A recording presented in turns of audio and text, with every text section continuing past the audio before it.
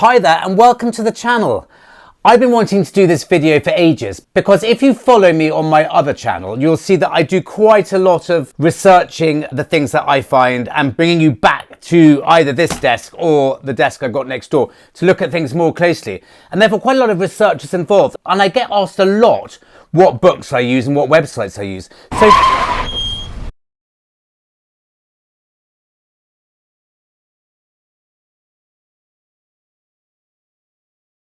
finally, I'm going to do a video on how I research my finds. Now, I'm no great expert, by the way. I don't have libraries of reference books. I do have libraries of reference books of ornithological books because that's what I collect. But I don't collect reference books on coins and artifacts. One of the main reasons, and I've forgotten something, but I'll bring it here in a second. One of the main reasons is that a lot of the research is done online. And I will show you the websites that after 10 or 15 years that I've been using, which I reckon are the most useful for you to research your coins and your artifacts.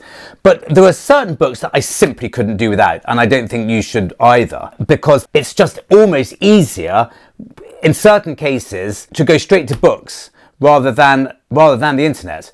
And I'm going to talk about coins first, and then if we've got time we'll do artifacts, or I'll put that in another video. Now, I could not be without this. I'll put links to all these in the description below because I've done a bit of research and they are no more expensive on Amazon as when I've been buying them in the shops. But this one, Spink's Coins of England, is an absolute must. You simply shouldn't be without this. Now, I'm going to go through coins basically in chronological order. We're going to start with the earliest British coins and go right through to decimal. This is not the cheapest book in the world. You don't have to get the latest edition though. This is the whole point. It comes out every year, and this one is 2020, but pretty much these days only the current prices of the coins actually change. The coins themselves and the research and the detail of them basically does not. So you could pick up a Coins of England from 20, 30 years ago and it will be probably as good today, but the value will obviously change a little bit, but not too much. So if you're using it primarily as a reference and you don't want to spend top money on the latest edition, then you can go for something slightly cheaper and slightly older. If you can hear that screaming, it's my son outside who will probably make an appearance at some point. I'm going to get straight to the point. This is brilliant for everything post-Roman. There is a section on Celtic coins, there is a section on Roman coins, but it's as good as useless on both fronts. Well, no, that's unfair. It's not bad on either, but there's so much variation in Celtic and Roman coins that they simply, it's just not possible to get it into this book. But by the time you get to Saxon and beyond, I don't believe there's much missing in these. There's obviously going to be variations of certain issues of coinage, which will change, but they'll tell you that in this. But for everything, Saxon and onwards, I mean, I'll show you very quickly what I mean. That is for Roman Britain. That is for Roman coins found in Britain. They will talk about Roman coins which were more peculiar to Britain, but it's mainly a token selection of the types of Roman coin which you might find on Romano-British archaeological sites. That's it. That's how bad it is for Roman coins. And who's to blame them? It's not going out to be an exceptional book on Roman coins, but that's Roman and that's Celtic. So that gives you an idea, but of what it's not particularly good for. For a quick reference on Celtic coinage and for quick reference on Roman coinage, fine, but don't expect anything else. And I'll get straight to the point as well. For Roman coinage, even though there are some wonderful books, these are two I have, which are The Coinage of Roman Britain by R.Reece and Roman Coinage in Britain, both really good reads, really interesting, but no good particularly for reference books. They do what they say on the tin. They talk about Roman coinage in Britain, but they're not really meant for looking up your finds and identifying them. But for Roman coins, I go online. That's it. I suspect there are some brilliant books out there. I suspect there are some experts, hopefully, who watch this channel occasionally, who really could advise us on what books to go for when it comes to Roman coins. I think it's easier for me to get straight onto websites for Roman coins. The variations and the amount of coins produced by each emperor is mind-boggling, and therefore I think the internet's the best place for that. But we'll leave this aside just for the time being, and we'll move on to this. I talk about this a lot. It's not the cheapest book in the world. I bought this from a shop, and it's the same price on Amazon, so I'll leave a link to it below if you want it. Now, if you have an interest in Celtic coins, or rather ancient British coins, and you are in an area or you're likely to find them, then you can't do without this. It is brilliant. It's by Chris Rudd and Liz Cottam, amongst others, I think, and they are basically the final word when it comes to this sort of thing. It's a really fascinating read, the way they put it out, and the introductions and the history behind the research into Celtic coins, etc. It's just a really fun book. And then far more importantly, when you get right down to it, you have got certainly not every single Celtic coin. They're still being discovered. You've got what they call a fast identifier. You do get quite good at the fast identifier. But look, that will take you to where a more detailed example is, and they go through the areas of the country that you're likely to find these things in, the tribes, all the names, and what I really like, as you know from me from my videos, especially on the other channel, what really excites me is what they call the rarity table. Rarity of type. From very common, scarce, rare, very rare, extremely rare, excessively rare, and then there's unique, question mark, i.e. only one. And whenever I find an Iron Age coin or a Celtic coin, I'm just keeping my fingers crossed. You know, how rare is it going to be when I look it up on the rarity scale? It's such fun. But this is, if you're going to find Celtic coins, or you have an interest in Celtic coins, just get this. It's the best investment.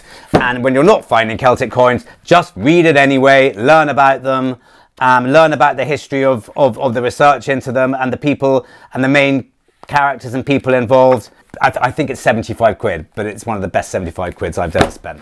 So that's your Celtic. That's your, I mean, basically they will be, apart from Republican Roman silver, which dates to probably about 400, 500 BC at the very earliest, which sometimes makes its way into this country and is sometimes found in hoards.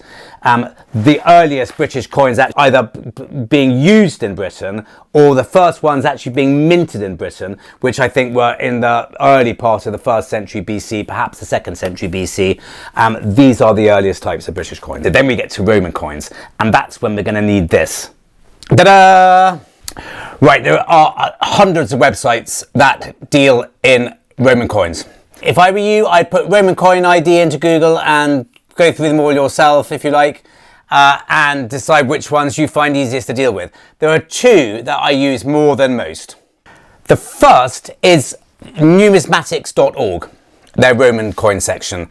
Now, I absolutely love this because A, the database is huge. B, there's a very easy search box or two by which you put in the legible detail on both, by which you put in the legible detail of the obverse and the reverse legends of the coin, and it's pretty easy to do, and that will come up with the possibilities. You might get 4 possibilities, you might get 200,000 possibilities, depending on what you can read. I mean, if all you can put in is Aug, which is short for Augustus, which is one of the things that often comes at the end of these coins, then you're going to get 40,000 results. But if you can narrow it down to maybe a couple of the letters of the emperor, let's say it's posthumous, POS, after the imp, you might be able to read imp right at the beginning for imperator. You are going to narrow it all down, and you will probably get left with pretty close to what you're looking for, or a fairly easy choice. Let's do an example. Well, this is a cracking coin. There's no problem reading the legend on both sides of this one. It's a Maximian, and it's got Genius reverse, which is a very common reverse for these types of follis. But let's just say, for argument's sake, that I don't have all the details and I've just got MAX, for example. Then I would literally, I'd put in asterisk, because I don't know what's coming before it, and capital letters MAX. Remember, if you're doing a U, you always have it as a V. So AUG, AUG would be AVG. And let's say on the reverse, all I can read, for argument's sake, is, well, it's Genio something Romani. And let's say I can read Romani fairly easily, but I don't know the god or anything. So I chuck in Romani, asterisk at the beginning, asterisk at the end, push the thing, and it's come up with 567, which isn't too bad. I've got pretty much right from the start Maximian, so he's the first one. It will be in chronological order, loads of Maximians and loads of Genio reverse. Pretty much this coin comes up immediately, but there's an awful lot to get through. Let's go right to the very end and see. And that's still Maximian, actually, so that's quite interesting. Seems to be, I know Galerius is a couple, well, they're actually Maximian's coins.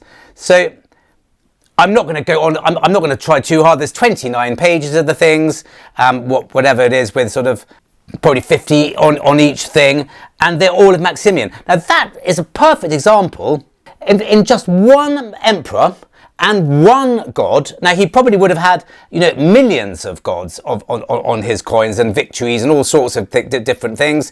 There are 567 different types of just this coin, of just Genio, by the look of it, who is the god on the back, and the emperor on the front. So no wonder they're not going to concentrate. They're not even going to try to concentrate on Roman coins in a book like this. It's just not possible. So they don't really even make much of an effort in this. So don't use this for Roman coins. Anyhow, that's the first site I use. There's a very good website for the later ones, mainly concentrating on sort of 4th century. And it's www.romancoin.info. I'll leave that below. This is very handy for the coins of Constantine the Great, and right down to what they call the heirs of Constantine, the post-Constantine Empire, Valentinian, Valens, Gratian, all that lot. I mean, it really goes right down to almost touching on the Byzantine Empire. So that's basically the whole 4th century covered. And we do find in this country a lot of those tiny little bronze Roman coins are 4th century coins. The emperors look quite similar in a lot of these coins, but if you've just got a decent, half decent reverse, then you've got a lot to work on, and it will show you which reverses correspond to which emperors. I absolutely love this site for the later Roman coins. It's absolutely brilliant. But as I said, there are millions of Roman coins, and please do, if you know about really good books dealing with Roman coinage, and please let us all know in the description. It'd be really handy. I'm hoping that this video might work as a sort of general discussion into what books we should be using, because I'm very keen. I mean, if I can be suggested a really decent book, then I will go for it. But one book I absolutely really do like. This is a 19th century book on ancient coins by the very well-known Henry Noel Humphreys. He was, I believe, a naturalist and a botanist as well. I mean, he was a real, you know, jack of all trades, but coins was one of his things. This is the most beautiful book, not brilliant as a reference, but just as a beautiful book of its time, because it has the coins themselves almost in the actual book itself. And these are some of the Greek ones. Look at the silvering on them. I mean, it's absolutely fabulous. Now, I don't know much about Victorian coin collecting and how they knew so much, or how they did their research, but there are some wonderful coins, and there are certain coins that I definitely have found, which are in my collection now, which I can see through these. But it's just brilliant. Not the easiest reference, but a lovely book to have in your library. This one is really quite an important one. It was given to me by a collector and an antiques dealer. It was given to me by my uncle, actually, because it belongs to Isambard Kingdom Brunel. Now, I can't remember where he got it from, but he knew or knows that my love of ancient coinage. So he gave it to me, but there is I Brunel in the thing there. And then it's actually written Isambard Brunel. And you've got his footnotes and stuff on the side of it. It's absolutely wonderful. I said I don't have that many books on coins, but like all of us, I think definitely open to suggestion. But I do find the internet the easiest for Roman coin research. And this brings us back to Spink.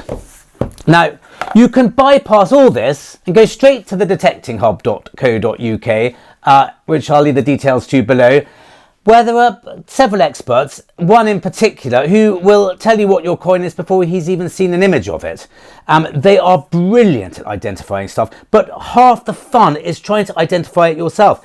And I am always amazed by people who say, please can you ID this Roman coin for me? When there's clearly Hadrianus or something like that on the front with a bearded emperor. Now, anyone can start their own research if they've got so much to go on. So really, you know, I don't have to tell you to try and make an effort, but it's really fun trying to get to the bottom of as much as you can through your own research before having to rely on the experts and the warlocks on places like the Detecting Hub.